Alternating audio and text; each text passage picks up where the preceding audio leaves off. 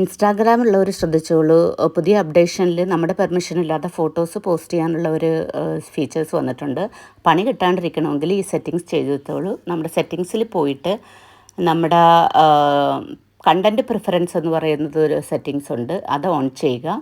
അത് ഓൺ ചെയ്ത് കഴിയുമ്പോഴത്തേക്കും നമുക്ക് ഓട്ടോമാറ്റിക്കായിട്ട് ലാസ്റ്റ്ലി ഹൈഡ് ഇൻസ്റ്റൻറ്റ് ഇൻബോക്സ് എന്ന് വരും. അത് ഓഫായി കിടക്കുന്നുണ്ടാവും ആക്ച്വലി. അതൊന്ന് ഓൺ ചെയ്തിടുക. അതിൽ ലാസ്റ്റ് കണ്ടൻ്റാണ്. എന്നിട്ട് വീണ്ടും ബാക്കിലോട്ട് പോവുക.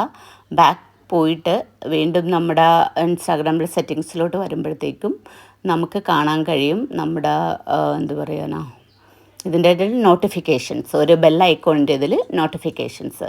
ആ നോട്ടിഫിക്കേഷൻസിൽ നമ്മൾ ക്ലിക്ക് ചെയ്യുക.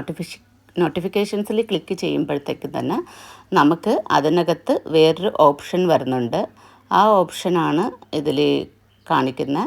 അതായത് ഇൻസ്റ്റൻറ്റ് എന്ന് പറയുന്ന ഒരു ഓപ്ഷൻ.